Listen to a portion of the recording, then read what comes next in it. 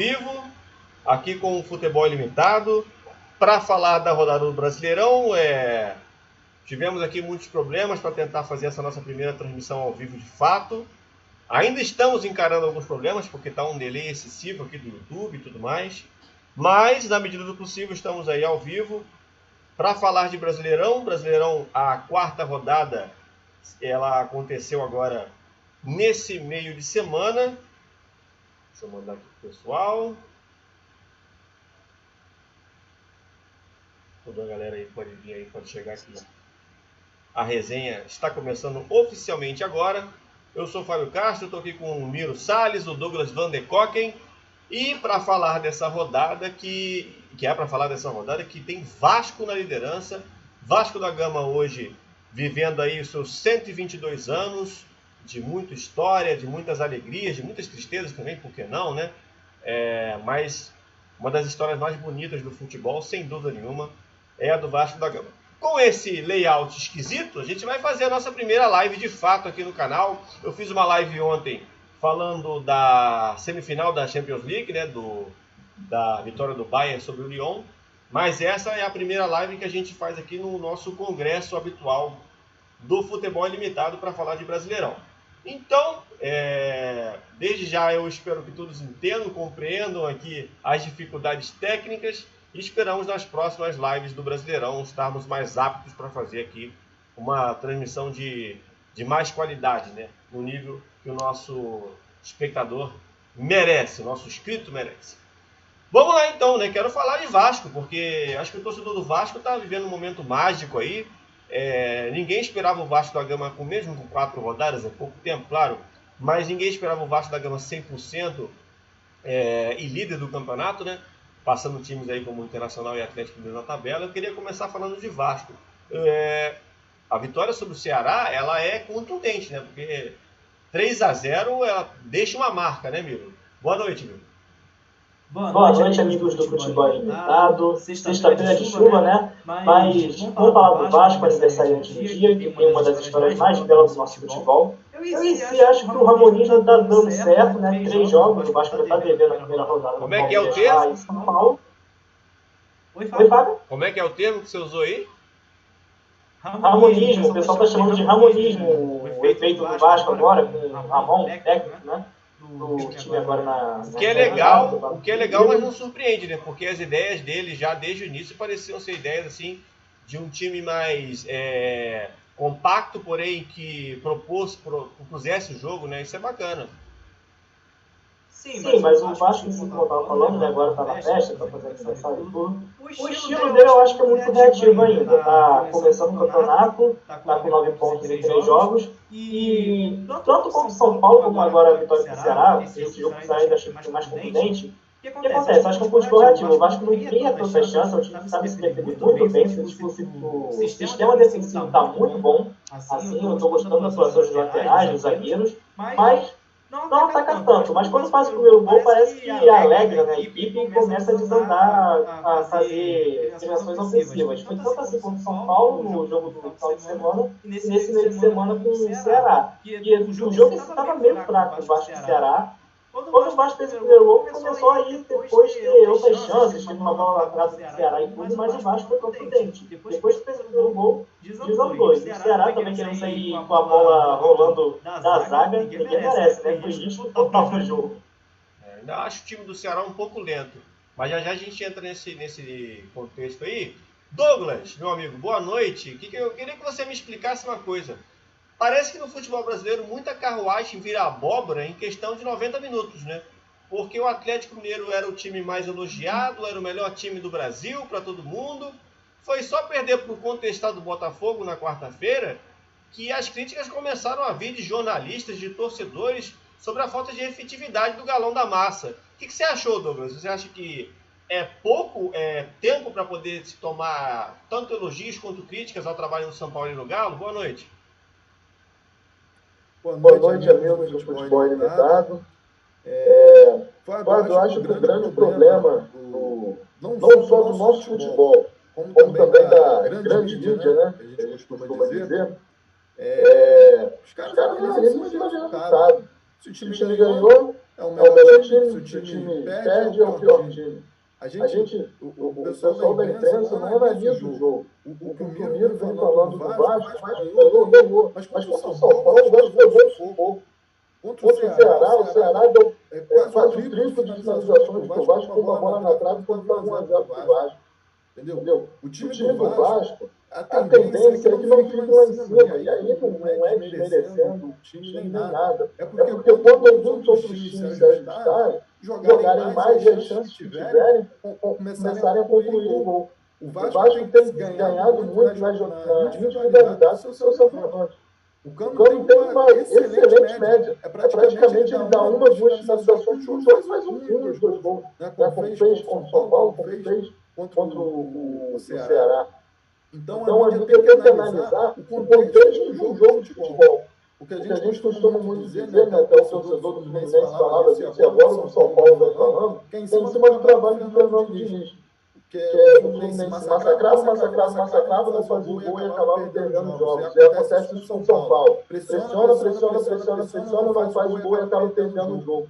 E aí o que acontece? A mídia fica tanto em cima da pressão pelo resultado, que aí o dirigente também se deixa levar e acaba trocando o treinador, colocando um outro lugar. E aí eu falo de isso porque eu acho que é o exemplo mais claro disso, mas tem outros técnicos também que propõem o jogo da mesma forma, que aí muda completamente.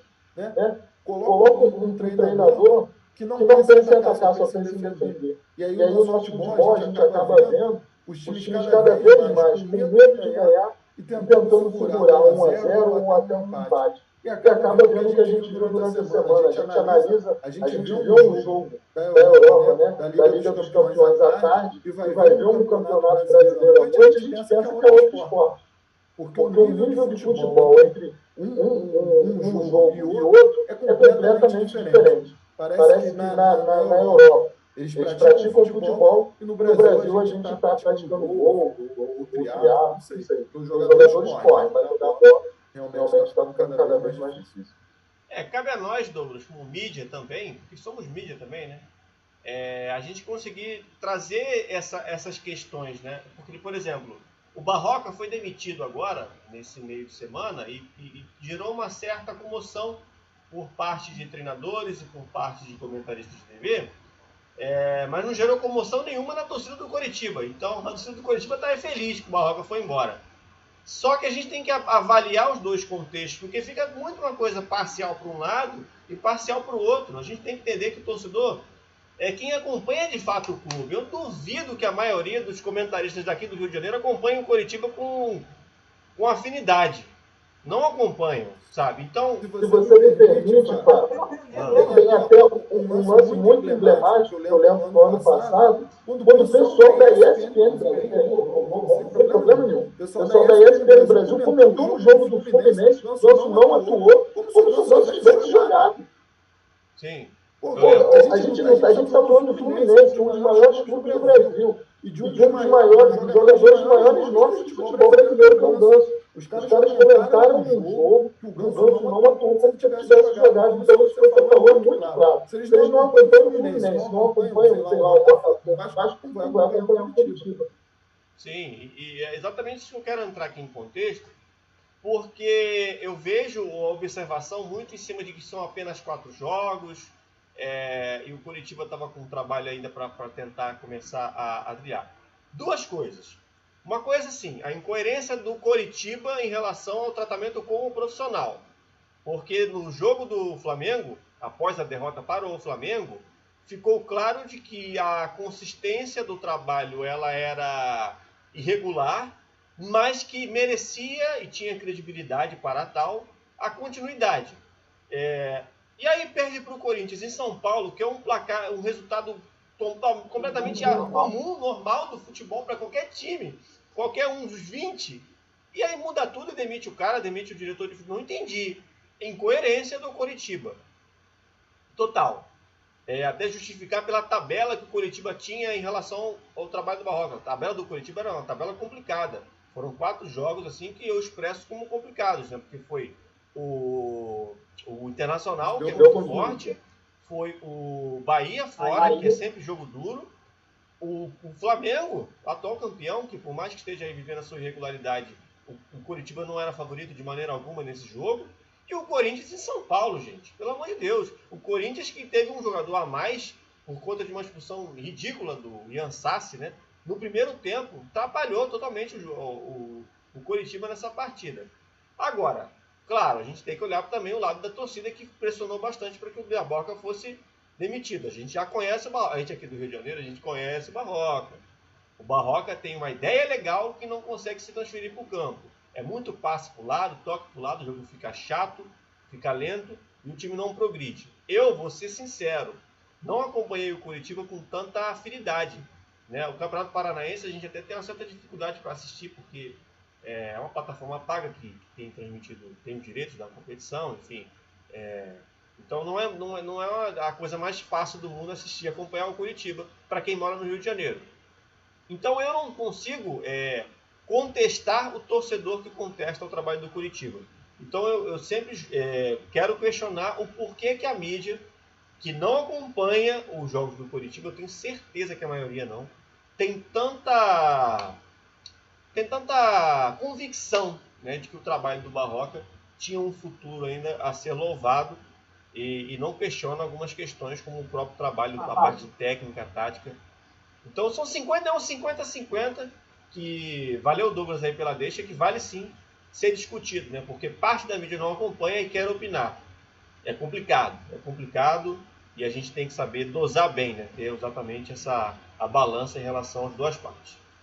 Mas enfim, vamos falar então de brasileiro, vamos começar aqui a falar da quarta rodada, do Vasco líder.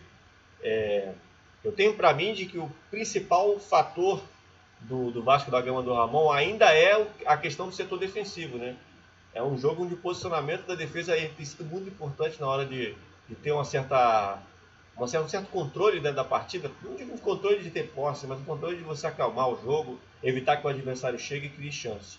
Quanto ao São Paulo, Douglas, eu vou discordar de você. Eu acho que o São Paulo teve mais posse, teve mais presença no campo territorial do Vasco, mas chance mesmo não teve. O Fernando Miguel, saiu limpinho, a camisa roxa dele saiu. A camisa roxa bonita do goleiro do Vasco. Saiu, podia ir para qualquer lugar depois que ninguém ia perceber que ele jogou.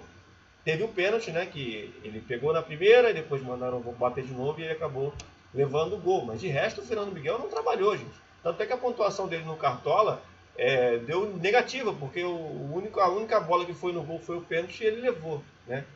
Então, de fato, não teve tanta presença assim em chances de finalização certas, né, na direção do dentro da baliza, né, do dentro do gol. Já o Vasco contra o Ceará, o Ceará teve algumas chances, mas o Vasco soube controlar o jogo. Não sei se o Douglas concorda. Não. O primeiro tempo, como o Miro falou, foi muito ruim. Né? Foi muito ruim, os dois times não conseguiram trabalhar. E aí o Vasco conseguiu achar um contra-ataque ali logo no início do segundo tempo, mas depois disso o Ceará teve o domínio territorial de campo e teve chance de fazer o gol, inclusive com a bola na trave. O problema do Ceará é que se desesperou e partiu sem muita organização. Então buscava o tempo todo o Kleber, que é um jogador que a gente tem acompanhado aí, que sabe fazer gol. Né? E como você falou, a defesa do Vasco bem postada. Então, quando você pega um centroavante um pouco mais estático, né, que é o Kleber, fica mais fácil a marcação. Mas quando o Ceará conseguia afunilar mais as jogadas, né, abria um pouquinho a zaga do Vasco, e afunilava ali, conseguia o espaço pelo meio, chegava com perigo. Além dessa bola na trave, conseguiria ali mais umas 2 ou 3 chances de empatar o jogo, não fizeram. E aí o Vasco no contra-ataque, até uma jogada de sorte, né? Porque o Thales tenta cruzar, ela desvia no zagueiro e Vasco dá um chute de raríssima felicidade. Né? Aquele negócio que se tivesse no final do campeonato a gente queria a sorte do campeão, né? Mas como está muito bem Vicente, acho que até é complicado da gente falar. E o Vasco faz os 2-0 e aí o Ceará faz desespero total. Né? Aí Ceará todo joga todo e no final do jogo até o Vasco consegue fazer o terceiro. Mas assim, enquanto estava 1-0, 1x0 Vasco, eu via mais chance do Ceará empatar do que o Vasco fazer o segundo. Até que o Vasco acha o segundo gol. E aí o Ceará se desespera e o Vasco consegue, aí sim, tomar conta do jogo. Mas antes eu vi o Ceará com mais chances de empate. Tem uma bola que o Sobis acerta a trave, né? Faltou um pouquinho mais de capricho, né? A sorte que o Vasco teve para fazer esse gol faltou pro Ceará. O Sobis faz tudo certo. Ele recebe, tira do goleiro, bate no cantinho, ela toca na trave e volta. Não é nem aquele lance dela tocar na trave e entrar. Ali foi total sorte. Ele faz o movimento certo, conclui da forma correta, mas a bola não entra. E logo na sequência sai o gol do Vasco. Então quebra totalmente o time do Ceará. Depois a injeção do gol do Vasco, exatamente.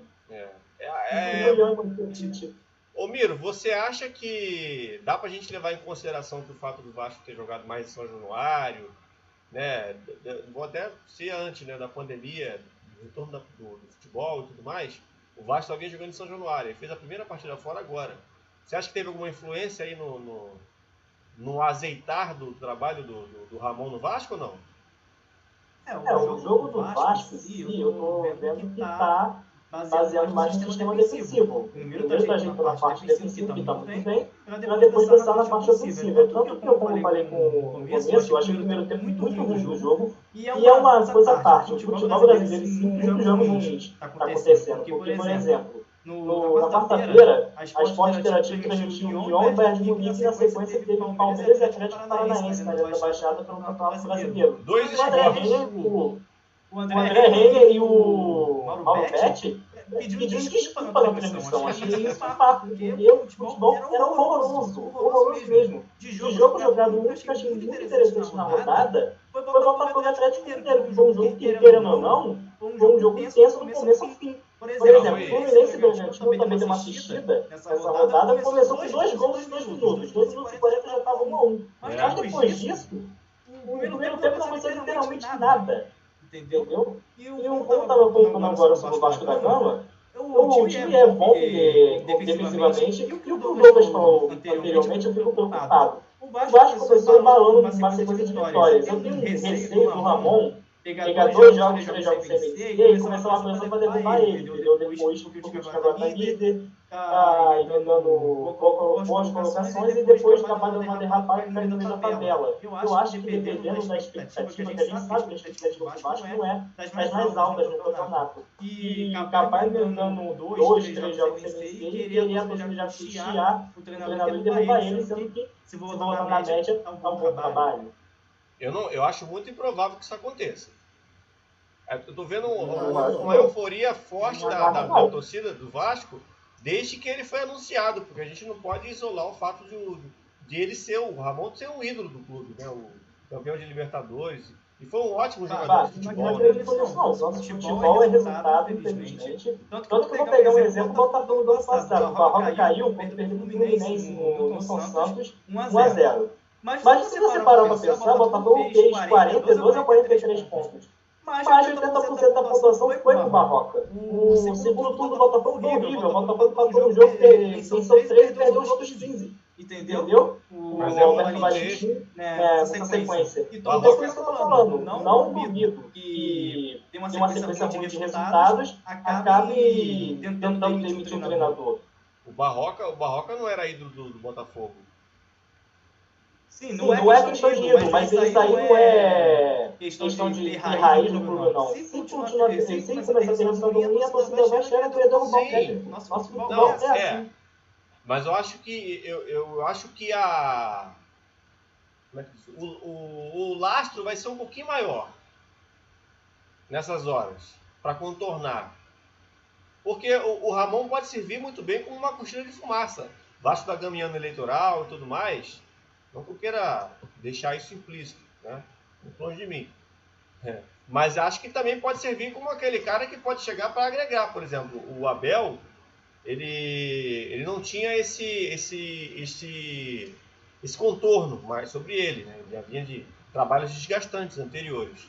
Então acho que o Ramon, na proposta do presidente do Vasco, de assumir agora o campeão, né? De assumir o time do Vasco, vem também nessa coisa de tipo, pô, cara que tem, né, que tem uma história no clube, tem uma relação legal com a torcida, é difícil da torcida criticar, é mais complicado. Veja até pelo aspecto de torcedor. É muito mais complicado você... Por exemplo, o Rogério Ceni no São Paulo, tá aí. Um bom exemplo. Rogério Ceni no São Paulo. O São Paulo perdia, mas você não vê a torcida protestar e pichar o muro como fez agora com cantoria contra o Diniz. Curiosamente, a gente viu isso contra o Raí. Mas aí o Raí está numa cadeira acima, né? Ele está numa cadeira de diretor de futebol, de gerente de futebol. É diferente, né? Ele está numa cadeira que não é normal o cara sair de lá, como um treinador, que a gente sabe que toda hora fica girando. Né? Então, esses são contextos diferentes. Você pegar o ídolo do clube, né? Colocar ele lá sentado na cadeira, do que você colocar um Barroca da vida, que, coitado, né? Acaba virando um... Sabe o que acontece? Fala. Qual é o problema que eu vejo nisso aí? Eu tenho visto isso com jogadores e acho que isso pode acontecer com o Ramon. Como a gente tem hoje comentaristas que são amigos de alguns jogadores e até de técnicos, os caras levam isso muito pessoal. Então, o cara, por ser amigo do Ramon, ele pode acabar dizendo. E querendo ou não, a gente que está aqui, a gente tem um certo público, né? Se a gente aqui tem, você imagina o pessoal da grande mídia. Né? Influencia o torcedor. Então, quando o cara chega numa transmissão, num programa de TV, que tem uma grande audiência, e começa a falar mal do Ramon, muitos torcedores vão atrás e começam a falar mal também. E também acontece ao contrário. O cara pode dar um monte de dinheiro no Ramon, mas por menos ser amigo dele, ele vai dar falar mal. E aí o torcedor também não fala. Então isso tem acontecido com os jogadores. E eu tenho um grande receio de que aconteça também com os treinadores dessa nova safra. Porque isso pode acontecer. Se acontecer com o treinador, pode acontecer com o treinador. E aí vai um outro questionamento. Será que o torcedor está preparado para isso? Eu acho que não. Eu acho que não. Eu acho que o torcedor ainda se deixa muito levar pela opinião da mídia. E a mídia tem errado nesse ponto. Eu acho que vai continuar errando. E acaba prejudicando ainda mais o nosso futebol. É uma questão a ser pensada, eu concordo com você. Realmente é o tal do corporativismo. Ele existe, a gente sabe que existe. A gente viu ele bem aparente aí com a chegada do Jorge Jesus no Brasil, porque de fato a gente vinha de uma série de treinadores estrangeiros que não davam certo no Brasil. Vários, e alguns inclusive superestimadíssimos na minha opinião, como por exemplo o professor colombiano que foi pro São Paulo. Agora, Osório, nossa, o Osório ele veio pro Brasil. Isso, o Osório é o quê?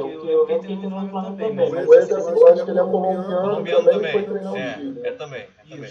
Mas o Osório ele veio até mais que o Rueda. O Osório ele veio ali com uma casca que ele não tinha, gente. Ele veio pro Brasil com o tratamento. Para mim é o melhor de todos, o melhor técnico de Jesus, que é o Gareca, que está lá no Brasil. Para mim é o melhor técnico que passou pelo futebol brasileiro. Demitiu logo de cara. Sim, o Osório ele foi tratado, faltava a coletiva ter um chazinho do repórter lá para ele e tudo mais. Tem toda aquela coisa, aquela mística dos bilhetinhos, dos papelzinhos. Pô, eu acho, na minha visão, pelo menos, uma visão própria, né, particular, foi um puxa-saquismo absurdo naquela época em relação ao Osório. Mas aí o Jorge Jesus vem e ele vai meio que na curva contrária dos outros treinadores estrangeiros e se criou uma, entre aspas, ciumeira absurda em relação a ele, e aí ficou aquela coisa de alguns treinadores falando mal, e aí vem Renato, e vem Luxemburgo, e a gente viu que criou-se um cerco ali que não havia necessidade. Até o cara ser campeão, né? Até o cara ser campeão, que foi questão de tempo, né? Porque ele avançou lá no Brasileirão, na Libertadores e tudo mais, até o cara ser campeão, ele só estava levando porrada. E o trabalho do cara era bom, então esse tipo de coisa que faz a gente crer. Esse tipo de coisa que faz a gente crer.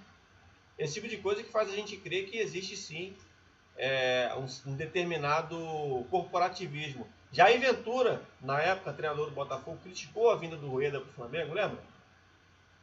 Na semana da semifinal da Copa do Brasil de 2017. Sim, ele acabou sendo eliminado, por sinal, né? Bom lembrar. Sim. O Flamengo 1-0. E, enfim, por aí vai. Eu acho que esse corporativismo tem condições de acabar, agora que o Jorge Jesus conseguiu ser campeão, né? E a gente tem que entender que o futebol brasileiro ele tem que ser mais agregador em relação a isso. Fala.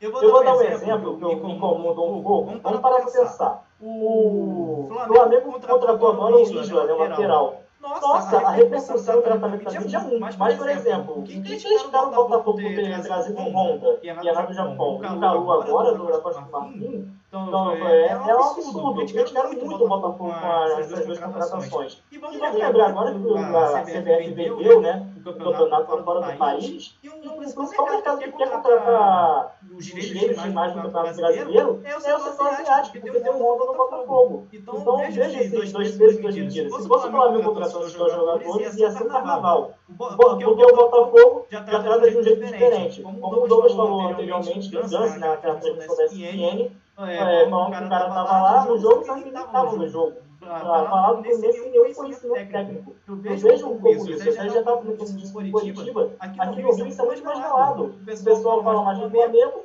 um pouco do Vasco, que nessa nota fica muito à parte. Eu acho que nessa questão aí, Riro, não quero ser advogado do diabo não, longe de mim. Mas acho que tem uma questão também de descendência, né? O Honda estava quase parando de jogar e tudo mais, então eu acho que o contestar ele vem mais disso do que do fato de ser Botafogo ou Flamengo.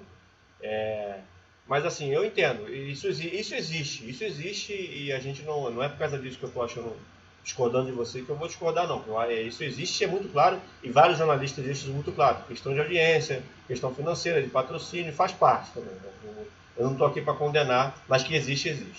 Deixa eu fazer um giro aqui dos placares da rodada, porque já eu quero falar de Flamengo e Grêmio, foi empate, Gabigol voltou a marcar. Fluminense que perdeu para o Bragantino, ô Douglas, essa derrota chamou minha atenção. Eu admito que eu não esperava o Fluminense perdendo para o Bragantino, não. Então não está acompanhando os jogos do Fluminense. Tô sim, para. Porque era mais do que esperava essa derrota, cara. Porque assim, a gente até falava, né, do Fluminense, que o Fluminense ganhou 2-1, mas dois gols da chave. Ele teve duas chances de ter feito o segundo gol. O Fluminense salvou duas bolas em cima da linha e acabou ganhando o jogo. Contra o Palmeiras, o Fluminense empata, porque o Palmeiras joga muito mal e nem tem medo de vencer. Então acaba empatando o jogo. Agora, contra o Bragantino, me pareceu que foi mais ou menos o jogo que se encaminhava para ser como foi contra o Palmeiras. Os dois times satisfeitos com o empate. O Bragantino está empatando com os gigantes do futebol brasileiro, que é o Fluminense, e o Fluminense feliz por estar levando um ponto fora de casa. Até que acontece uma lambança danada do setor defensivo do Fluminense. Já havia acontecido no primeiro gol, contra o Real Madrid. Rebate de forma bizonha, uma bola para a entrada da área, né? E no segundo gol, uma atrapalhada ali com o direito, até a vinhetinha dos trapalhões. O pessoal que fez lá os melhores momentos colocasse a vinhetinha dos trapalhões e ia se encaixar perfeitamente. Porque a bola passou do domínio do jogador do Fluminense, primeiro ele rouba a bola, aí dá pro dois, o dois tem total liberdade de sair jogando, tenta enfeitar, acaba perdendo, o Egito prende a bola no meio das pernas, a bola cruza toda a área do Fluminense, e aí o jogador do Bragantino, ainda antes de bater, parece que o Igor Julião, parece que tenta se esconder da bola. E aí o Bragantino faz 2-1. Assim, a verdade é que nenhum dos dois fez por merecer. Se não fosse esse erro de Fluminense, ia acabar empate. Então, é complicado da gente falar muita coisa, porque é o que a gente vem falando. O futebol brasileiro no todo não vem demonstrando grandes coisas. Assim. A gente vê jogos, por exemplo, o Fluminense, que eu estou falando aqui desse jogo de hoje, que hoje é vice-líder junto com o Vasco. Então assim, são jogos muito equilibrados, mas só que infelizmente equilibrados para baixo, o sarrafo lá embaixo. Então, até brinquei com você, né, se você não perde os jogos do Fluminense, da mesma forma que o Fluminense perdeu para o Red Bull, joga contra o Atlético Paranaense no sábado da manhã, e pode acabar vencendo o Atlético Paranaense também, não está jogando nada. Então, fica complicado até a gente fazer uma análise do jogo futuro, porque ninguém está jogando nada, e aí acaba definindo em erros individuais. Inclusive, o Atlético Paranaense perdeu para o Palmeiras, eu vou chamar o Viro para falar. Mas uma opinião rápida minha aqui, eu acho que o Hudson faz muita falta, né, entre os volantes do Fluminense, porque ele já é aquele cara que tem condição. Quem foi? O Hudson. Talvez faz falta porque quem entra no lugar dele. Quando ele joga, não tem tanta diferença assim, né? Então é um jogador que tem uma marcação um pouquinho mais efetiva e também ajuda o time no ataque, né? Mas aqui, ô Miro, Palmeiras que ganhou do Atlético Paranaense, esse jogo aí que você falou aí que foi bem ruim, né? Tá com cara de que o Palmeiras vai brigar pelo título, apesar dessa uma vitória importante, né, sobre o Atlético Paranaense, a gente tá criticando mais o jogo em si, né? Então, falar do jogo do Palmeiras, só para voltar um pouquinho, a gente comentou um pouco de Jorge Jesus, que apanhou no Flamengo, até ser campeão. O que me incomodou também muito no Vanderlei é isso. Ele deu o Campeonato Paulista com o Palmeiras naquela decisão com o Corinthians. Ele falou muito de Jorge Jesus, sendo que o cara já tinha saído do país para treinar o Benfica.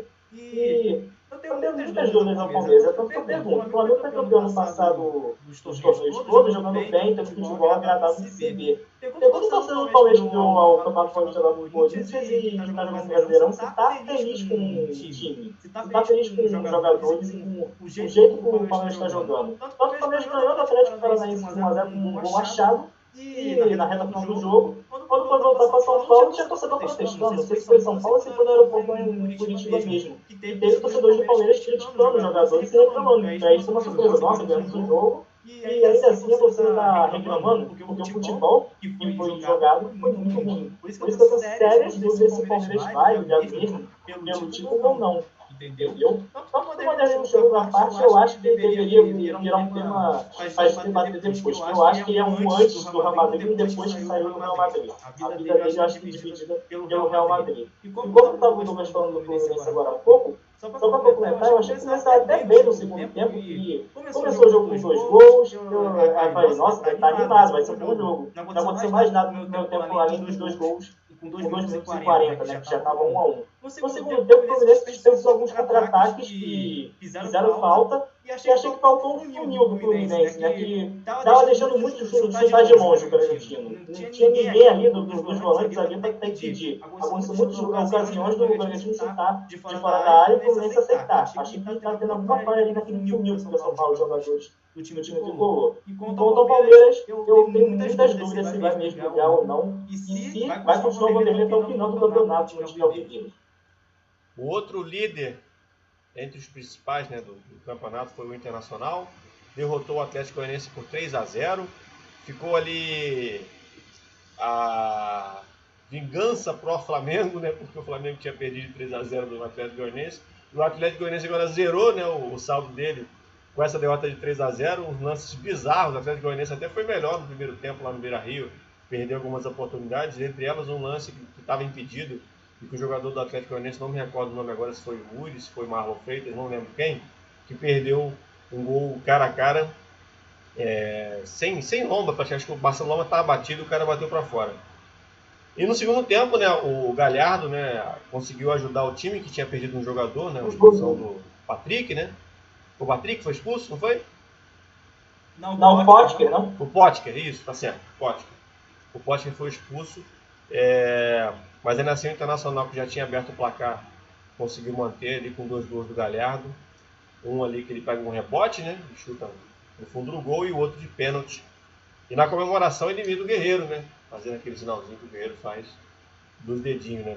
Do artilheiro, né? A vitória é importante do Fortaleza, fora de casa, ganhando de 3-1 do Goiás. Goiás demitiu também o Ney Franco. Oi? Ney Franco caiu depois desse jogo, eu achei um absurdo, né? O Goiás teve vários jogadores com casos de Covid, time todo remendado, vinha até fazendo gestão dos legais, que eu achei, porque, por exemplo, tá com o Palmeiras e São Paulo, e eu acho que o Goiás foi um bom resultado, e aí perdeu de 3-1 do Fortaleza e mandaram o treinador embora. Eu achei que foi um absurdo, né? Tanto que, não sei se foi anunciado ainda, mas a tendência do Valentim em assumir o Goiás, pelo menos até mais cedo era essa a história. Não sei se o Goiás já anunciou um novo técnico, mas o favorito era o Valentim com o Jair Ventura, para ficar no time de Melandino. O Goiás, ele tem um ponto, mas ele tem um jogo a menos, né? Ele não fez um jogo contra o São Paulo na primeira rodada, né? E apesar dele ter empatado... Ele perdeu o Atlético Paranaense, perdeu o Fortaleza e empatou com o Palmeiras. O Palmeiras, ele perdeu esse jogo com o Fortaleza em casa. Mas uma coisa do Goiás que é curiosa é que o Ney Franco, ele vai ficar com o telefonezinho dele verde ali, pertinho, porque da última vez que ele foi demitido, ele voltou pouco tempo depois. Tipo, demitiram ele, trouxeram um outro treinador, não lembro quem agora, perdão. E aí, na sequência, demitiram esse treinador e trouxeram o Ney Franco de novo. Ou seja, o Ney Franco ele já fica delegado. Perdi meu emprego agora, mas daqui a pouco posso recuperá-lo. Só para lembrar que o Goiás vai pegar o Atlético Goianiense no Ceará Goiano na rodada. E o Goiás anunciou que teve 4 jogadores que testaram positivos para a Covid. Ou seja, vai ter mais desfalque ainda. Já sobrou com a história da Covid. E ainda tem mais jogadores que contraíram a doença que provavelmente não entra em campo no Ceará Goiano na rodada. Pois é, tem mais problemas então aí o Goiás pela frente. A vitória do Corinthians, né, sobre o Coritiba, o jogo perdeu 2 pênaltis, né? Na verdade, teoricamente é um pênalti só, né? Porque um dos pênaltis foi porque houve a irregularidade do Wilson, né? Que aí mandaram voltar e ele perdeu de novo. Mas ainda assim deixou o golzinho dele de cabeça. O Sassá marcou nesse jogo, né? E o Corinthians conseguiu vencer de 3-1. Oi? Primeiro gol do Coritiba no campeonato. Sim, primeiro gol, mas manteve ali a sina das derrotas. Ferrou com cartola de todo mundo. É o quê? Não só isso. O Sassá que ferrou com cartola de todo mundo. Sim, e o Internacional tem feito um monte de mudanças, tipo tirar o Saraiva do jogo, por exemplo, que levou geral no cartola. Foi uma coisa que ferrou muito, né? O Inter deu uma atrapalhada por tempo das mudanças que ele fez, que tocou muito time pro jogo com o Atlético Goianiense, e o gol do Coritiba, né? Com o Sassá que fez negativa ao Gil, fez negativa ao Cássio. Foi uma tristeza porque jogou cartola. A tendência é o cartola da galera tá sempre se ferrando, porque com esse tanto de mudança, né, de 5 alterações que o cara pode fazer num jogo, e o excesso de jogos agora um em cima do outro, atropelando, quarta domingo, né, o cansaço físico ele vai ser evidente, o excesso de lesões, por aí vai. Acho que o cartola vai ser um pesadelo para muita gente nessa temporada aí, 2019, 2020, 2021. Os jogos de quinta-feira, o Santos bateu o Sport por 1-0, o Marinho, né, o minimíssimo Marinho aprontou mais uma ali, ele aprontou do lado direito, né? Apareceu, bateu colocado no canto alto do goleiro Maílson. Ô Douglas, você acha que o Santos do Cuca já vai apresentando alguma evolução? Ou você ainda acha que o futebol é feio? Então o Santos individualmente ele tem bons jogadores, né? Tem o Soteldo, o Sanches, o Marinho. Então, assim, se o Cuca conseguir tirar o melhor de cada jogador, eu acredito que o Santos pode brigar até na parte de cima da tabela, talvez para uma Libertadores. Agora, o grande problema do Santos que não é segredo para ninguém é a parte administrativa, fora de campo, né? Porque ano passado o São Paulo ele reclamava muito, até publicamente, sobre os problemas lá da gestão. E o Cuca, inclusive, né, saiu reclamando da atual diretoria do Santos. Então, muita gente até tratou como coerência da parte do Cuca reclamar agora, mas o Cuca reclamou muito. Então, assim, se essa parte extra-campo não atrapalhar, o Santos tem tudo para fazer um bom campeonato. Mas como você falou, Fábio, fica também um pouco até complicado, porque assim, como a batida é muito pesada esse ano, então o Santos não tem tanto elenco. Só que por outro lado, o Santos tem uma mina de ouro lá, que é a Vila Belmiro. Toda hora nasce um craque. Então, é provável que o Cuca não possa tratar o Soteldo, por exemplo, no próximo jogo, ele pega alguém da base, coloca ali e o garoto faz bem. A gente sempre fica nessa expectativa. Então, acho que o Santos é um time que a gente tem que ficar de olho. Por essas peças individuais, né? E também pelos garotos que possam surgir, porque vai ter que utilizar muita base. O time que não pode contratar. No campeonato, uma batida igual vai ser brasileiro, vai ter que utilizar muita base. E a base boa, como é o Santos, um Cuca que sabe utilizar os jogadores da base, pode ser que dê um bom saldo aí para o seleção brasileiro. Eu acredito nesse Santos brigando sim na parte de cima, desde que a parte administrativa não está. O Caio Jorge, que é o menino da moda agora, né? Ele está sendo utilizado agora pelo Cuca, como centroavante. Sempre tem, né? Aquela jogador que costuma chamar o jogador da vez. Sim, o goleiro. Ele parece um bom jogador. O goleiro João Paulo também, que é da base também, e que tem entrado no time, né? o Vladimir machucou. O Vladimir machucou contra o Atlético num ponto jogos que ele vai ficar de fora. No último já ficou, né? Contra o Sport, não sei mais quantos jogos. Eu sei que contra o Atlético ele saiu chorando muito, né? Então, assim, é uma tendência que ele fica com alguma sequência fora, assim, não, 3, 4 jogos fora. E nessa brincadeira ele levou o Veríssimo junto, né? Que o Veríssimo machucou ontem, quem entrou na zaga foi o Alisson, volante improvisado. Né? E quanto ao esporte, né, do Daniel Paulista, é um grande jogador. O esporte do Daniel Paulista, que vem tendo dificuldade aí no Campeonato Brasileiro, mas é essa toada, né? O esporte muito difícil de não ser essa toada. O esporte que tem ali um elenco ali com jogadores tarimbados, né? Conhecidos, como é o caso do Elton, do Hernani, enfim, uma galera conhecida no futebol brasileiro, mas com toda a dificuldade que vem encontrando lá o presidente, o Mugner, o Jonathan Gomes, sim, nomes conhecidos ali. Sempre vai bem na lateral esquerda. Sim, enfim. Tem um bom time. Um bom time para as pretensões do esporte que não cair, né? O negócio é esse o time ser. Acho que o problema todo desses times da parte que a gente pensa, né, que vai brigar na parte de baixo da tabela, é a convicção. Como você falou do Goiás. Será que esperavam o que do Goiás? Será que esperavam o Goiás brigando por Libertadores? Brigando pela Sul-Americana? Se esperava isso, o Goiás titular brigando pela Sul-Americana, o Goiás jogou sem. Acho que 11 jogadores nessas primeiras partidas. E aí perde, empata com o Palmeiras, perde com o Atlético Paranaense fora de casa, tudo bem, porque esse ponto Fortaleza com o ponto fora da curva. Mas basta um jogo com o ponto fora da curva para mandar o treinador embora. Então tem que ter a convicção do dirigente. Saber qual é o estilo de jogo que ele quer, qual é a posição que o time dele pode ocupar, e aí levar o trabalho adiante. Eu quero um time reativo, jogue na defesa, explorando o contra-ataque. Aí ele vai lá e contrata um treinador que faça esse estilo de jogo, mas que dê oportunidade para o treinador poder trabalhar. Não um exemplo positivo, vamos supor que trabalhe dessa forma. Contrato de Jair Ventura. Perde 3, manda embora. Não adianta contratar. Então esse é o problema desses times que vão brigar lá na parte de baixo. Então se o esporte tem certeza que o Daniel Paulista é o nome, é o estilo de jogo que vai se enquadrar pelo clube, então mantém o técnico lá. A tendência é que uma hora aconteça. Até porque 4 vão ter que cair, gente. O Douglas tocou num assunto importante, porque o Daniel Paulista antes tinha a fama de ser o bombeiro lá da Ilha do Retiro. 2 oportunidades, se não me engano, em 2015 ou 2016. 2016 e 2017, 2 anos ali, que o Daniel Paulista foi o cara que segurou o esporte na primeira divisão nessas 2 temporadas. Então ele meio que tem uma moral ali, um aspecto psicológico bacana. Uma foi 15 que ele substituiu o Eduardo Batista, né? Sim. 2016, 2015 acho que foi o Falcão, se não me engano. Agora não me recordo ao certo, mas foi por aí. Agora, Douglas, tem um fator impositivo que vai um pouquinho mais contra Coritiba e Sport e não vai contra o Goiás, que é a Copa do Brasil. É um fator importante, porque Sport e Coritiba rodaram na primeira fase da Copa do Brasil.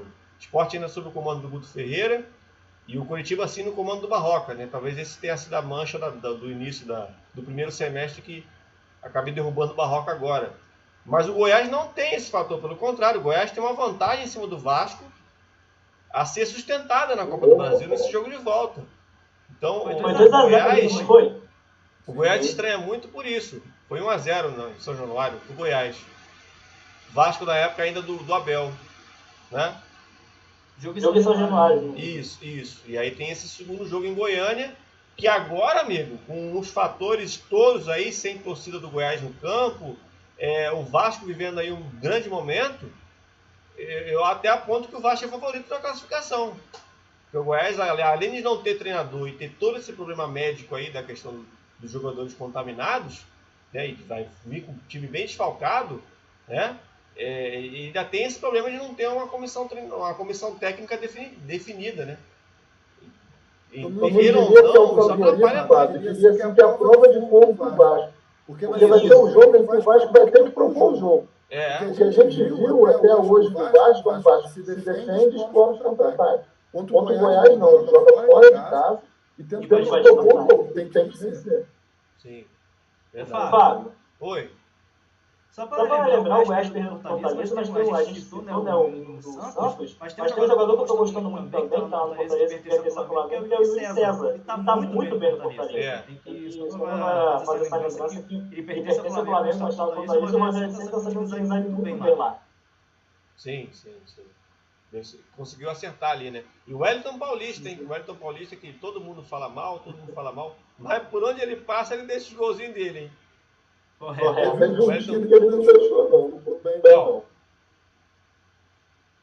Qual que ele não deixou? Ele deixa gol em todos os times. É impossível. É impossível o Wellington Paulista ter passado. Mas ele deixou um gol, pelo menos, vai. É atacante, um gol, ele vai fazer, mas normalmente ele não jogou tanto, né? Ele não teve tantas oportunidades assim. Porque em 2015... Eu lembro dele de um gol contra o Atlético Mineiro, no Maracanã, que ele vai abraçar o atual presidente, na época era diretor de futebol, Mário Tentur. E aí fica até uma cena emblemática, ele faz o gol da arquibancada abraçar o Mário. Se é 2015, então ele era reserva do Fred. É complicado você pedir pro cara jogar quando o Fred era... Quer dizer, o Fred da época, né? O Fred de hoje talvez ele fosse titular, mas o Fred da época era difícil tirar. Né? É complicado, mas ali sempre entrava e fazia. São Paulo que esbarrou mais uma vez aí dentro de casa. Dessa vez foi com o Bahia, né? Que o Bahia perdeu o pênalti, inclusive, no primeiro tempo. O Gilberto desperdiçou uma oportunidade, o Thiago Volpe defendeu. Na sequência, o Rossi abriu o placar para o Bahia ainda no primeiro tempo. E no segundo tempo, o estreante, Luciano, né? Que trabalhou com o Diniz no Fluminense, empatou de cabeça, deu uma provocada lá no Rossi, que tinha comemorado o negócio de corrida, né? E o Luciano não gostou, ficou bravo. São Paulo 1-1 Bahia. Talvez o Luciano tenha salvado o cargo do Diniz, hein, Miro? Sim. Eu acho até que, dependendo do que aconteça, daqui a 2 rodadas vai ter São Paulo e Corinthians, se eu não me engano, no campeonato. Se o São Paulo não conseguir um bom resultado com o Corinthians, eu acho que vai ser ali que vão demitir ele. Até na próxima rodada. Porque na próxima rodada agora tem o clássico Palmeiras e Santos. Acho que na rodada seguinte tem São Paulo e Corinthians. Eu tenho minhas dúvidas se o Diniz vai estar nesse clássico ou se ele pode cair depois desse clássico. Pô, essa é eu acho a real. Aí a sacanagem de derrubar o cara no clássico, né? Derruba o cara no jogo. Acontece. Sim, lembrou aí no caso do Barroca. É verdade, ano passado, né? Verdade. Normalmente acontece, o técnico vai mal. Teve um também que foi no Flamengo, quando o Flamengo pega o Botafogo numa semifinal do estadual. Exatamente. O Flamengo estava invicto, só perdeu de jogo. A única derrota dele no comando do Flamengo foi o Botafogo na semifinal. Demitiu a equipe técnica todinha. Exatamente. Então, eu acho que o estadual o clássico conta muito. Sim. Estadual também. Para derrubar treinador, tudo conta. É tanto que tem diretor que prefere demitir técnico antes do clássico e gente que prefere demitir depois. Eu lembro do Grenal que demitiu. Não lembro se foi o técnico que caiu antes. Acho que foi o Guardião que tinha sido demitido. O time foi pro clássico, Grenal, sem técnico e tomou 5-0. Teve isso. O Guardião não, foi aquele uruguaio, Aguirre. Aguirre.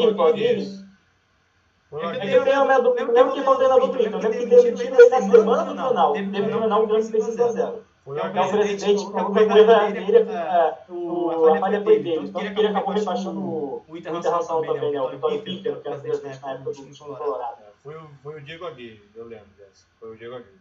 E aí foi o interino, se não me engano, e aí o Grêmio meteu 5-0.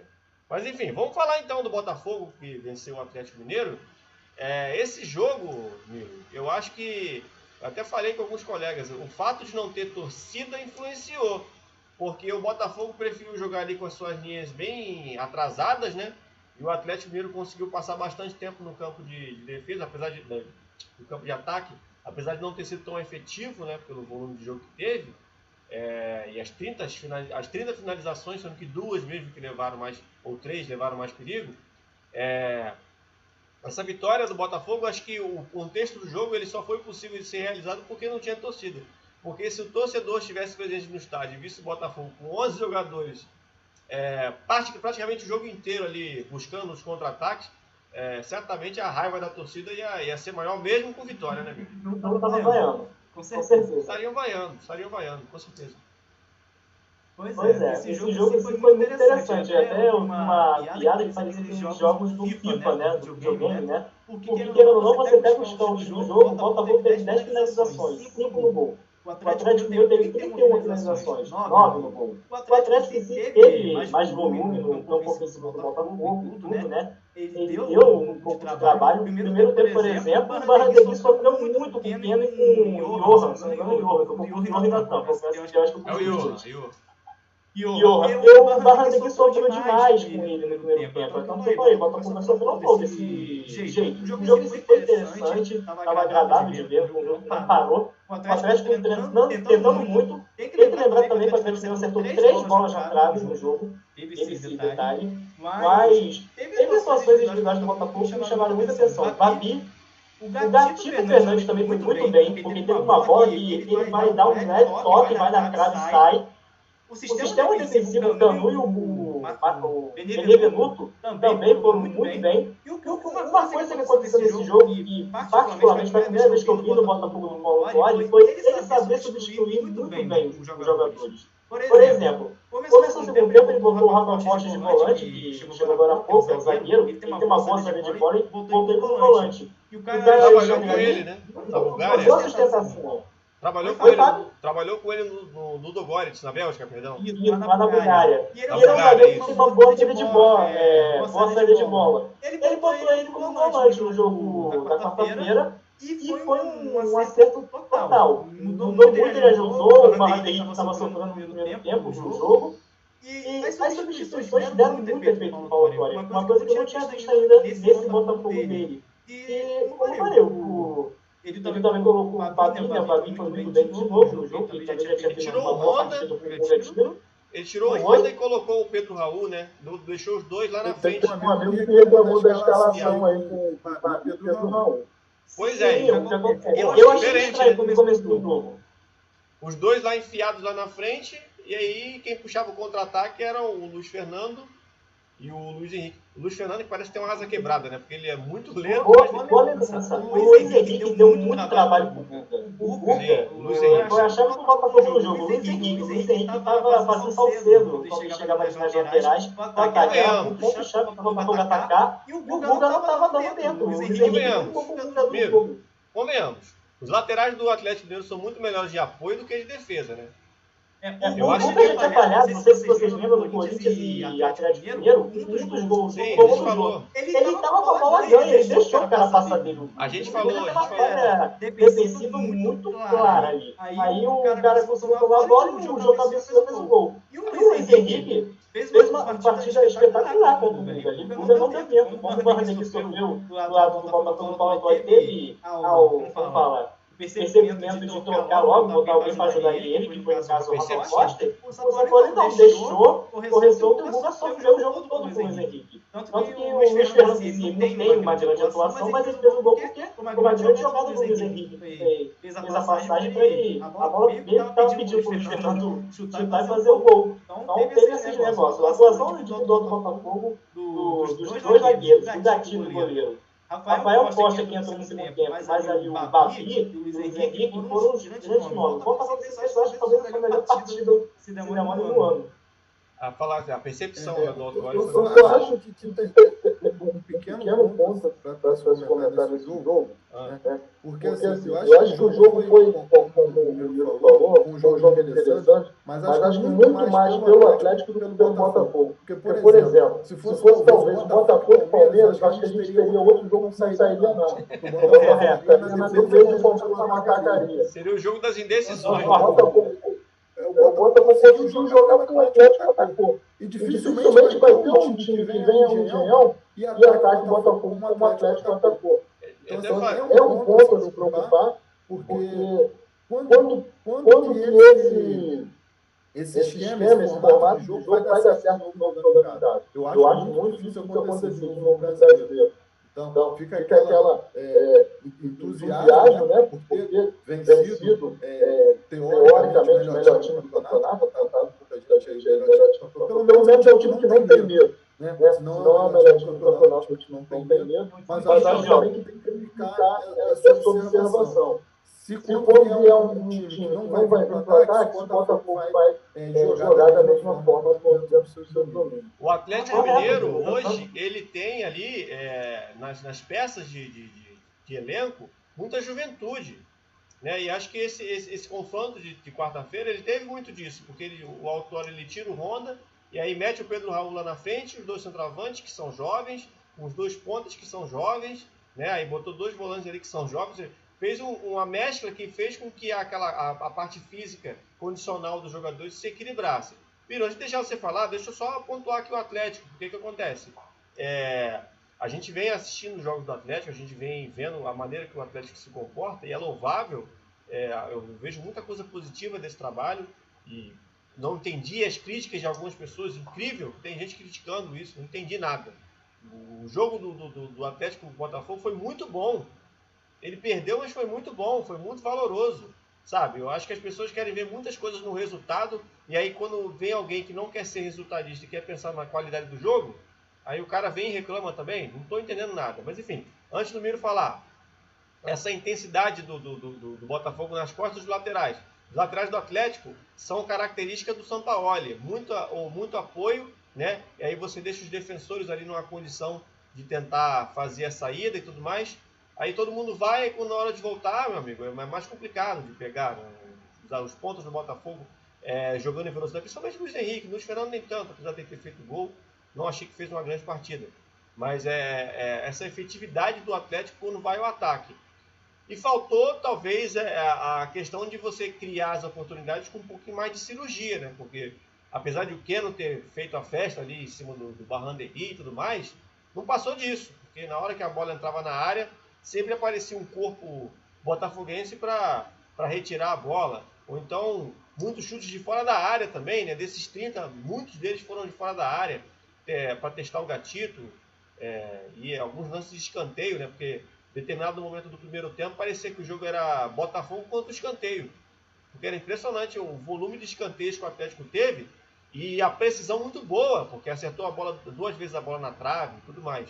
Então, não tenho como criticar o Atlético por esse jogo. Eu não tenho como criticar o Atlético por esse jogo. Por mais que a gente possa falar que o terço final do Atlético não tenha sido positivo da maneira que deveria ser, com o Marquinhos e com o Keno, o próprio Marrone que aparecia por dentro, eu não consigo criticar os jogadores, porque tudo que eles tentaram fazer, eles fizeram da maneira correta. Só faltou o detalhe mesmo que estava difícil, porque o Botafogo muito bem entrincheirado ali, e o Marcelo Benevenuto, mais uma vez, muito bem, dificultaram a vida do Atlético. Mas é aquilo, eu duvido que outros times também tenham a coragem de fazer o que o Botafogo fez. Antes de você passar para o Miro, só para completar o que você falou, achei o jogo do Atlético contra o Botafogo mais interessante do que o Atlético e Ceará, quando o Atlético saiu vitorioso. Correto, Douglas. Isso é verdade. Fala aí, meu. E o jogo do Botafogo e do Atlético, o Atlético, queira ou não, o Sampaoli estava no início, né? Que ele estava falando, o maior pecado desse meu trabalho é sair em março e não em janeiro. Se eu tivesse iniciado em janeiro, talvez eu teria voando até mais. Tudo deve ter uma pandemia nesse meio tempo. E o Atlético, o que faltou mesmo para ele, foi para fechar no detalhe, no gol, na finalização, porque teve muitos chutes fora da área. Teve um momento no primeiro tempo, eu acho que tinha 4 finalizações para o Botafogo, estava 12 para o Atlético Mineiro. Teve isso no primeiro tempo. Eu achei que eu falei isso ruim até. Eu falei isso num vídeo antes da pandemia, antes da coisa toda da pandemia, né?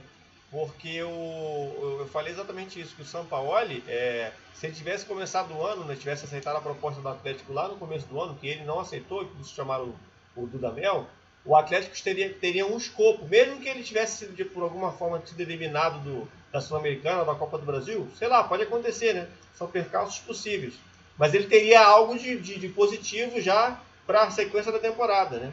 Eu acho que o fato de o Atlético estar começando tudo agora, né? Acelerando, mais ou menos na toada do Flamengo, por exemplo, que perdeu o Jorge Jesus, mas aí são outros motivos, né? O Jorge Jesus quis ir embora. Vai ter essa perda, esse timing para conseguir fazer o trabalho desenvolver. Nem todo mundo é Jorge Jesus, e tem a sorte que o Jorge Jesus deu de ter dado tão certo, tão rápido, né? Fala, Douglas. Eu discordo disso aí, tá? eu acho que a pandemia serve às vezes até como uma certa muleta, porque se a gente for ver, alguns trabalhos eram muito bons antes da pandemia, e depois que veio a pandemia eles ficaram horrorosos. Né? E quando a gente tinha um trabalho muito ruim antes da pandemia, e depois da pandemia melhorou. A gente tem que lembrar que teve alguns times, o Atlético é um deles, por exemplo, que teve mais tempo para treinar por conta da pandemia do que teve mais dinheiro. Mas assim, eu não estou nem me referindo à pandemia, não. Estou me referindo ao trabalho em janeiro mesmo. Se tivesse começado em janeiro e passado por fevereiro e março, se o São Paulo tivesse desde janeiro, eu acho que o Atlético estaria mais pronto do que essa história de pandemia mesmo como mas assim, a diferença dele começar em janeiro, que eu vejo, seria as contratações. Também. E no meio na parada da pandemia, as contratações que ele pediu, o Atlético fez. Afastou os jogadores que ele queria. Teve tempo para treinar. Assim, a única diferença que eu vejo é que lá em janeiro ele pegaria os times mais fracos do campeonato mineiro. E vai trabalhando. Daria para ajustar melhor o time. Exatamente. Mas só que em contrapartida também, se você pegar o Botafogo, o Botafogo antes da pandemia, o Corinthians. O Botafogo agora é totalmente diferente. O Corinthians depois da pandemia é outro time. O Corinthians, quando eu falo que melhorou depois da pandemia, é o Corinthians. Até porque eu acho que o Thiago Nunes também é um dos melhores técnicos aí do futebol brasileiro. Ele teve tempo para treinar. Então, se ele teve tempo para treinar, ele melhorou o time. Enquanto a partida, quando a gente fala que os jogadores dos times melhoraram, é porque também teve tempo para treinar. E aí o treinador não consegue botar a tática dele para funcionar. E é bom levar em consideração que o Thiago Nunes teve aquela pressão toda da pré-Libertadores, já assim que ele começa o trabalho, né? Então logo ele inicia o trabalho. Né? Então talvez ele, agora nesse período aí que ele teve de parada e tudo mais, pensar um pouquinho mais o que fazer e treinar um pouquinho mais e tenha conseguido aceitar um pouquinho melhor o Corinthians.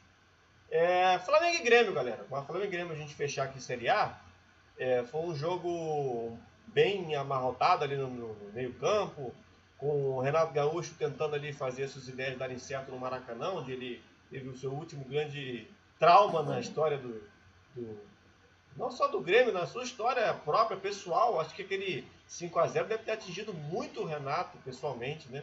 Individualmente falando, porque foi uma queda muito dolorosa para o Grêmio, aquela do 5-0 do Flamengo, do Jorge Jesus, até por todo o contexto de semifinal de Libertadores. O Renato que vinha fazendo críticas ao Jorge Jesus, que não conhecia, coisa e tal e coisa. E aí ele veio com o Maracanã com uma proposta ofensiva de tentar chegar, de tentar apertar um pouquinho mais o Flamengo do Torrent, que ainda tem muitos problemas. É Torrent ou Torrent?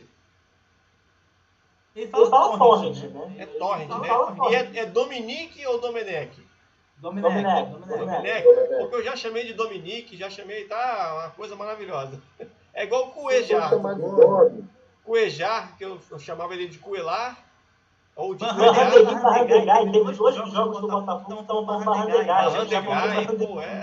Dose, né? Dose. Eu sou a favor que nem o Sidorf fez quando veio ao Brasil. Aí falou, a gente chama você de Sidorf ou de Sidorf? Aí ele falou, chame da maneira que você quiser.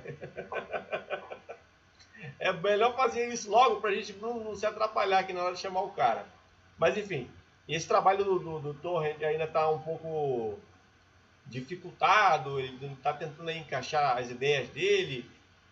Acho que esse jogo talvez tenha servido um pouco mais também para ele conseguir experimentar algumas situações. Ele fez uma alteração que a princípio é bem estranha, mas que também mostra ali um buraco, né, no elenco do Flamengo, que é a lateral direita, porque o menino João Lucas machuca no segundo tempo, o time perdendo, e ele faz a recomposição com o René, jogando improvisado pelo lado direito. A primeira vez que eu vejo o René jogar de lateral direito.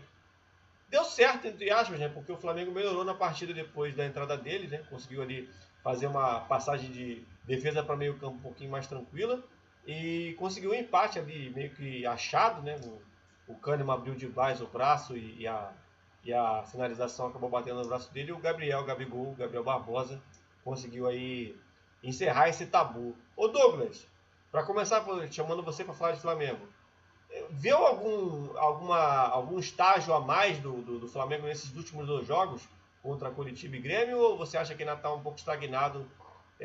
Não dá para entender bem ainda as ideias do Torrent? Então, o Domi, né, vai um pouco diferente do que eu falei da pandemia, porque ele já veio nesse período pós-pandemia, né? Ele teve, se eu não me engano, uma semana, 4 dias para treinar ali, para conhecer os jogadores do Flamengo, e já o primeiro jogo oficial. Então, assim, ele ainda está conhecendo o elenco, está conhecendo esse elenco do Flamengo. E acho que o mais interessante da gente analisar esse time do Flamengo, que apesar de não ser um time que vai muito para cima, né, pelo menos por enquanto, ele está buscando alternativas. Né? Não é aquele esquema que a gente já acostumou de ver no futebol brasileiro, de ter um jogador só em uma ponta, outro jogador só em outra, o zagueiro tem que ficar parado, fixo ali na... Ele já colocou, por exemplo, o Rodrigo Caio na lateral direita. Não deu certo? Não deu, mas ele tentou alguma coisa. Eu acho muito difícil. Deu muito errado. Arriscar o que ele arriscou. Entendeu? Deu muito errado. Porque o Rodrigo Caio nunca foi lateral. O que acontece? Eu fiquei com medo do Rodrigo. Então, se fosse ao contrário, 3-0 do Flamengo, ia estar todo mundo falando, o Domi é um gênio, o Rodrigo Caio na lateral direito. Foi o que a gente falou lá. É, provar que deu certo. Comenta em cima de resultado, porque não deu certo. Nesse caso do Flamengo, não tanto pelo resultado, porque realmente foi o Flamengo perdido em campo. O Atlético Goianiense. Só falar uma coisa, ele tentou usar. Eu lembro de uma partida da Copa do Brasil entre Vasco e CRB, que o Vasco estava perdendo a classificação para o CRB em São Januário, e aí o Jorginho inventa de colocar o Rafael Vaz de centroavante. E aí o Rubenel, comentarista da Rádio Tupi, ele fala uma coisa muito interessante. Essa é a hora do Jorginho provar se ele é bestial ou se ele é uma besta. Porque se dá certo, ele vai sair daqui consagrado. E se dá errado, vão falar, pô, que ideia de gênio é essa que ele teve, né, de botar Rafael Vaz de centroavante. E o Rafael Vaz faz exatamente o gol da classificação do Vasco como centroavante, numa finalização dentro da área. Então tem muito disso no futebol. Do Vasco naquele ano, né, Carioca? Foi, exatamente. Mas o futebol tem muito disso. O futebol tem essas correlações, porque ele é um experimento também, né? Se dá certo, beleza, show de bola. Se dá errado, horrível. E não tem meio termo nessa, né, Douglas? E tem aquela famosa frase, né? Treino é treino, jogo é jogo. Talvez ele tenha treinado com o Rodrigo Caio na lateral, e o Rodrigo Caio tem muito treino, mas no jogo não consegue se empenhar. Pode ser que tenha acontecido isso. Agora falando desse jogo contra o Grêmio, o que acontece? Especificamente no jogo. O Grêmio veio com uma proposta clara. Ficar atrás e explorar a velocidade no contra-ataque. Só que quando estava 1-0, né, já fez praticamente no último lance do primeiro tempo, o segundo tempo eu achei a estratégia do Grêmio um pouco equivocada. O que acontece? Não conseguiu acertar muitos contra-ataques. E quando você tem um time como é o time do Flamengo, você tem vários jogadores que podem resolver em uma jogada, né, que tem um talento acima da média, você corre muito de levar o gol. A sua chance de erro fica muito maior. E até a chance de acerto do adversário, porque tecnicamente os jogadores são muito bons. Tanto que o Vitinho, que tem por característica de chute fora da área, consegue achar um chute, porque o Grêmio estava todo fechado, e aí o zagueiro do Grêmio acaba falhando, colocando a mão na bola, o Flamengo empata o jogo. E aí o Grêmio já praticamente já estava praticamente no final do jogo, não deu muito mais para sair do jogo. Porque se o Grêmio vai provar para o Flamengo no início do segundo tempo, acho que teria muito mais chance de fazer o segundo gol, até porque o Flamengo, como a gente falou aqui, é um time de construção ainda. Então talvez o Flamengo não saberia muito fazer. Como o Grêmio já é um time armado, poderia ter arrumado esse artifício. Até porque no primeiro tempo o Flamengo não atacou tanto, não chegou com tanto perigo, não ameaçou tanto para o Grêmio ficar tão retrativo no segundo tempo. Eu não sei, Douglas, se você já observou como o Bruno Henrique vive uma má fase, né? Ô Fábio, uma pergunta. Tu acha que essa má fase do Bruno Henrique tá ligada a ele querido e Benfica? Eu queria chegar. Era exatamente aí que eu queria chegar. Porque passa, não tem como a gente não colocar uma coisa perto da outra.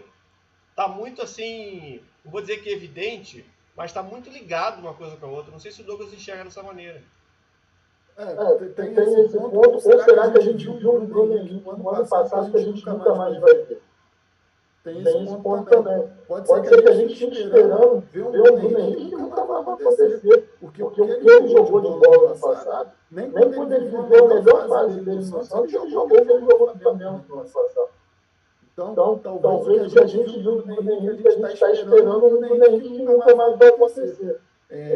Eu acho assim, prefiro esperar a gente ver esse Flamengo mais ajustado para saber realmente o que aconteceu com o Bruno Henrique.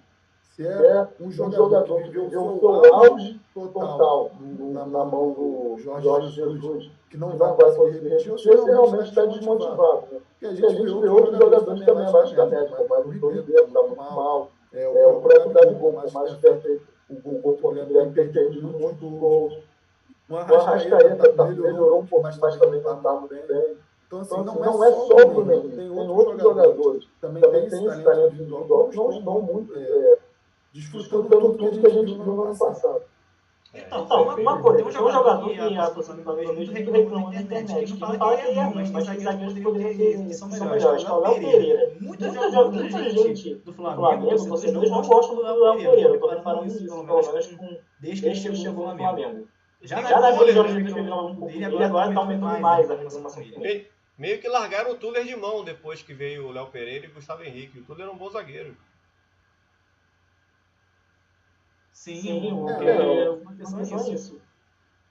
Fala, Douglas. O problema quando você tem um clube com muito dinheiro, né? Você acaba, às vezes, tendo um jogador de um nível até bom, né? Mas por ele ter sido criado na base, você acaba dando oportunidade para quem vem de fora. Sim. E talvez tenha faltado um pouquinho mais de vivacidade dos zagueiros ali, no momento que o PP rasga a defesa, né, do passe do Alisson muito bem feito, e o PP faz o gol. O PP, Miro, que tá aí para substituir o Everton na teoria, né, o Cebolinha, que foi pro Benfica.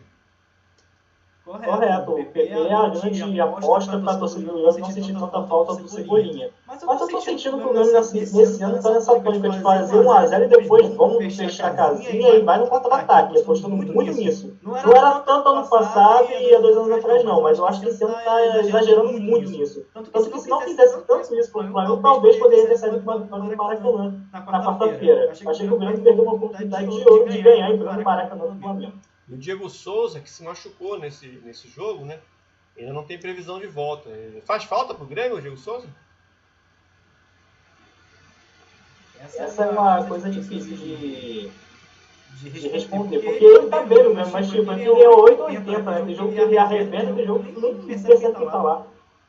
E o Thiago Neves, que reapareceu também nesse jogo, entrou no segundo tempo. Thiago Neves uma associação do Cruzeiro do Mano Menezes no Grêmio, né? Vamos falar a verdade. Tem Robinho, tem Thiago Neves. O Robinho também, né? Que fechou o Grêmio. Isso. O Renato gosta, né? O Renato gosta dessa turma dos boleiros aí. Esses 3 aí citados agora. Thiago Neves, né? Esses caras são da chip do que o Renato gosta. São os boleirões totais ali.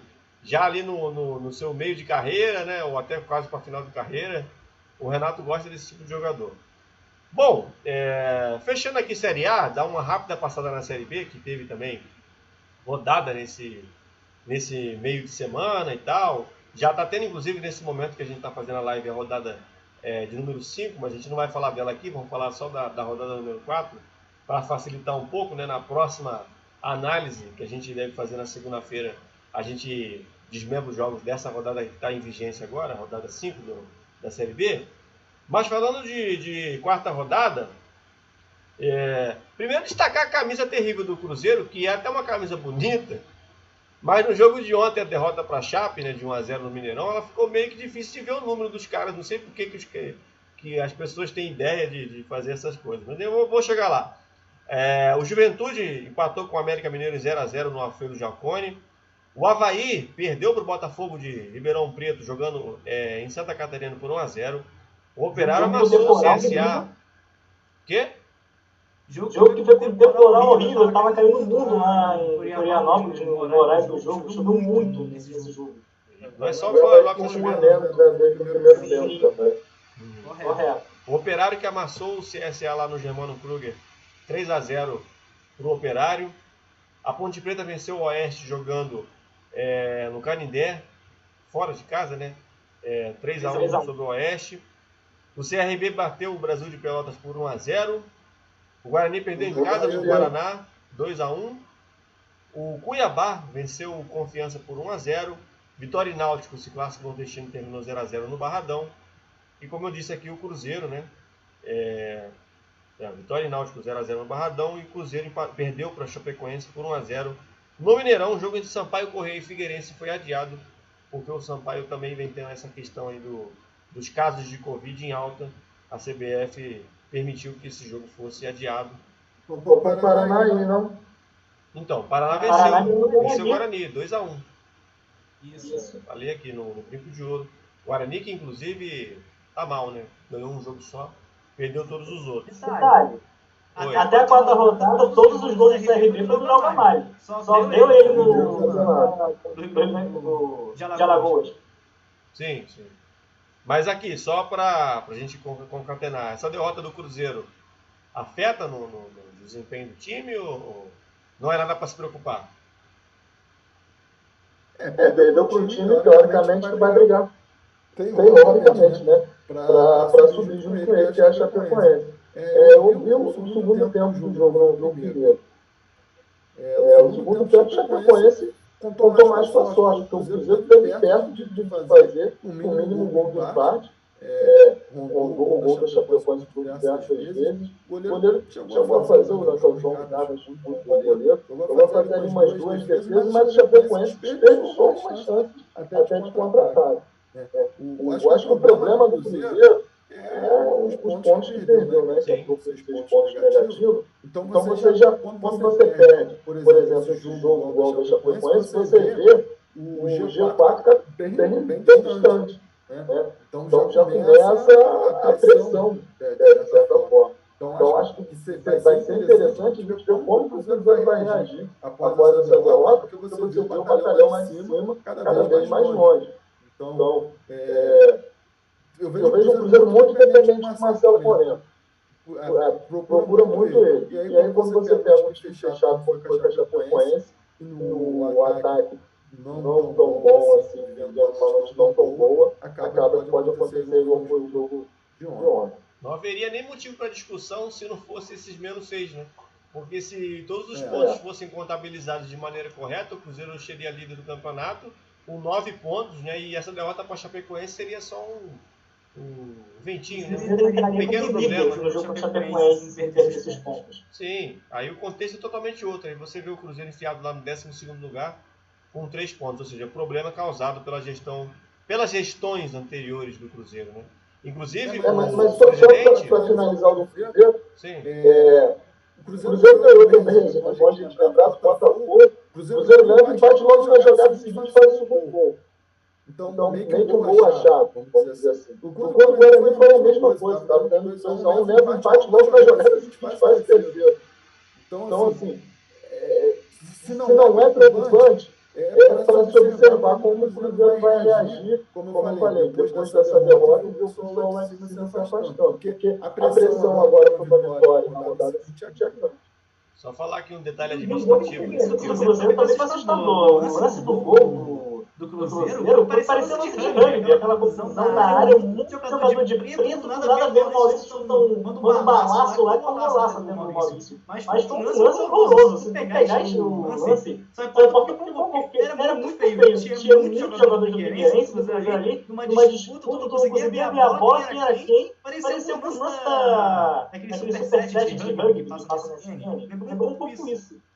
Não, só para a gente falar aqui alguns detalhes administrativos, que o presidente do Cruzeiro, o Sérgio Rodrigues, ele fez uma live, né, toda estilosa com a camisa a camisa nova, né, que foi apresentada ontem, que tem esse número azul, que realmente não dá para entender. Esse número azul parece que é feito de propósito, né, só para provocar mesmo.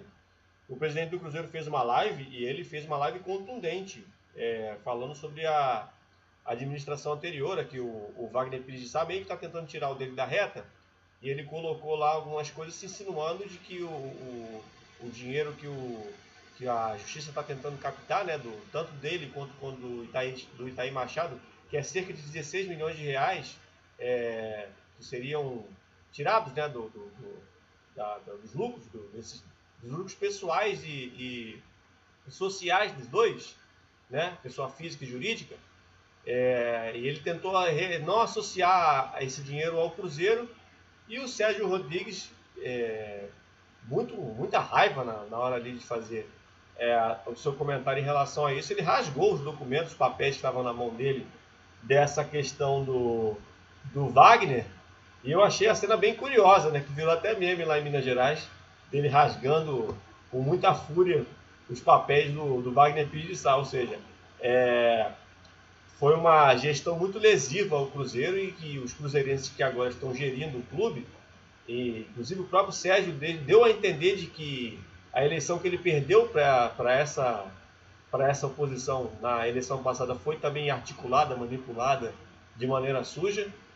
Deu aí para entender que realmente a atual gestão do Cruzeiro condena e vai combater até o fim aí essas gestões que foram nocivas ao Clube Celeste. E a gente espera, claro, mais uma vez repito, já falei isso nas outras três análises, a gente espera que o Cruzeiro siga um bom caminho aí e consiga corrigir esses problemas a tempo, porque a FIFA está de olho e o torcedor cruzeirense está preocupado aí, que não quer mais punições como essas, que são bem severas, né? E que até acabam inibindo o Cruzeiro de ter um acesso tranquilo. Fala. Vale lembrar que o Cruzeiro ainda corre risco de cair para a Série C porque não pagou a tal dívida ainda do time árabe, né? Na contratação do Denilson. Foi essa a punição que fez perder 6 pontos, e o time já reclamou novamente com a FIFA por não ter visto a público dinheiro ainda. Então, se a FIFA se irritar com o Cruzeiro, pode muito bem essa história do Denilson botar o Cruzeiro direto na Série C. Mas é aí que eu acho legal a transparência dessa gestão nova do Cruzeiro, né? Que fez uma campanha toda, né? Vamos pagar a FIFA, fez a tal da vaquinha, né? E colocou lá nos cartazes de publicidade do clube, vamos pagar a FIFA e tudo mais. É uma iniciativa bacana, e a transparência de fazer em lives aí, colocando as suas questões aí em jogo para a torcida, é uma transparência legal. Tá usando os próprios canais do clube, redes sociais, para poder fazer ali o seu meio de comunicação, ainda mais nesse momento de pandemia, né? Que a imprensa está tendo ainda algumas limitações para poder trabalhar. O trabalho do presidente do Cruzeiro é louvável e interessante, e acho que vale a pena a gente colocar aqui na nossa pauta também. Bom, pessoal, é isso aí então, né? Por hoje é só, foi uma live muito proveitosa, e se vocês quiserem deixar os seus últimos recados aí, fiquem à vontade. Começando com você, Douglas. Então, Fábio, o Campeonato Brasileiro, eu acho que já vive talvez o seu primeiro grande embrolho nesse final de semana, que a gente vai ter o jogo de abertura da rodada, que é o Atlético Paranaense e Fluminense, onde não vai ser televisionado, né? Tem a briga do Grupo Globo com a Tânia, e pelo Atlético ter contrato com a Tânia e o Fluminense ter contrato com o Grupo Globo, o jogo não vai ser televisionado. Então é uma coisa que a gente deve assistir ainda na sequência do Campeonato Brasileiro. Muito triste, porque o torcedor merece, ainda mais agora, nesse tempo de pandemia, onde não pode ter torcedor no estádio.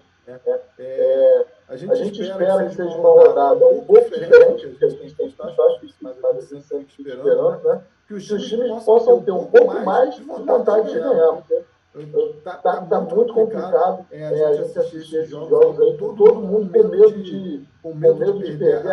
O medo de perder chega a ser tanto que até aquele velho ditado, né? O medo de perder acaba tirando a vontade de ganhar. Então a gente espera que os times possam jogar um pouquinho mais solto, mais livres aí, com vontade de ganhar e buscar esses 3 pontos. Eu acho que o futebol, talvez, até pelo futebol brasileiro, se tivesse uma mudança de regra, talvez melhorasse. O empate seria ponto da ideia, e aí os times têm que buscar chegar na vitória, talvez ficaria perfeito. Miro, seus últimos recados aí, antes de eu ler as mensagens da galera aqui. Então quero agradecer pela oportunidade, lembrar que na próxima rodada tem 3 clássicos estaduais, né? Tem Atlético Goianiense e Goiás, Palmeiras e Santos, que vai ser no Morumbi, não no Allianz Parque, que vai ter final da Champions, e isso fez o Palmeiras perder a chance de jogar no seu estádio, que é uma coisa muito bizarra, porque vai ter um drive-thru para você assistir a final da Champions entre PSG e Bayern Munique no estádio do Palmeiras. Aí vai ser no Morumbi, Palmeiras e Santos, e o clássico carioca de domingo de manhã, Flamengo e Botafogo. Então, você for um futebol melhor na próxima rodada, e uma pena essa guerra da televisão, essa história de 984, que só criou mais bagunça, né? Porque não, o Atlético Paranaense não tem contrato pay-per-view com o Globo, só tem contrato com a equipe da Globo na TV aberta e na TV fechada com a Turner. Aí dá esse conflito com o Fluminense e a Atlético Paranaense está sendo ameaçada de ser processada pela Globo porque quer mostrar seus jogos na Furacão Play, na taxa de R$ 29,90. Ô, Biro, não tinha aquela condição do Globoesporte.com também de transmitir o jogo? Então, devido a MP984, isso aí não pode, porque a Globo estava botando, ano passado teve vários jogos de Atlético Paranaense no Globoesporte.com, de Atlético Paranaense Grêmio, Botafogo e Atlético Paranaense, Fluminense e Atlético Paranaense passarem, Atlético Paranaense foi visto também no Globoesporte.com, porque a Globo considerava isso como TV aberta. Como veio essa história da MP984, isso aí virou meio que um streaming, mudou a categoria, então não pode ser televisionado de GE. Então, enquanto não acabar essa história de MP984, não vai ter jogo no Globoesporte.com. Porque temos duas vias. Ou aquela do digital PEG, a MP passa a votação, ou vai caducar, porque não é uma MP tem prazo de 120 dias. E a tendência é que vai caducar, porque o Rodrigo Maia, presidente da Câmara, os deputados, ele tem a menor pretensão de votar isso para ser votado. Entendi. Então, vou ler aqui as mensagens da galera. O Fábio Barbano está perguntando se o Botafogo tem chance contra o Flamengo. Acho que sim, né? Vocês acham que não? De bola. Puxa de empate. Vou dizer na minha parte. Oi? Não entendi. Eu acho que está com cheiro de empate. Eu vou dizer na minha visão. Eu acho que está com cheiro de empate. Vai, Douglas, o que tu acha?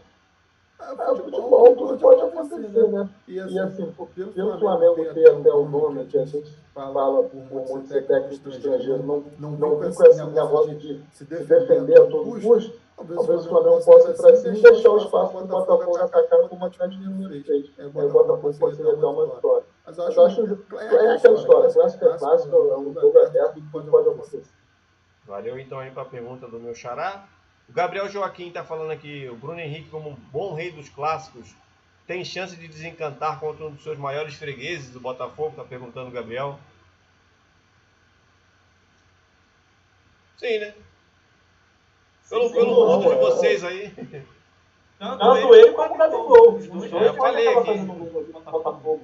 Falei aqui. Vale lembrar que o Botafogo não ganha do Flamengo desde 2018, no segundo turno do campeonato, com o show do Eric, que o mundo leva a Valência de falta e o Eric fazendo o segundo turno no Santos. Desde lá, o Flamengo vem ganhando jogos.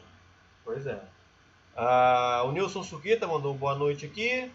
Samuel Boitá está perguntando quais as dicas para essa rodada do Cartola aí. Rapaz, vai ficar muito tempo aqui falando, hein? Quais as dicas de vocês aí pro Cartola? Eu vou de Jorginho, do Atlético Goianiense. Uma dica só, vou de Jorginho do Atlético Goianiense.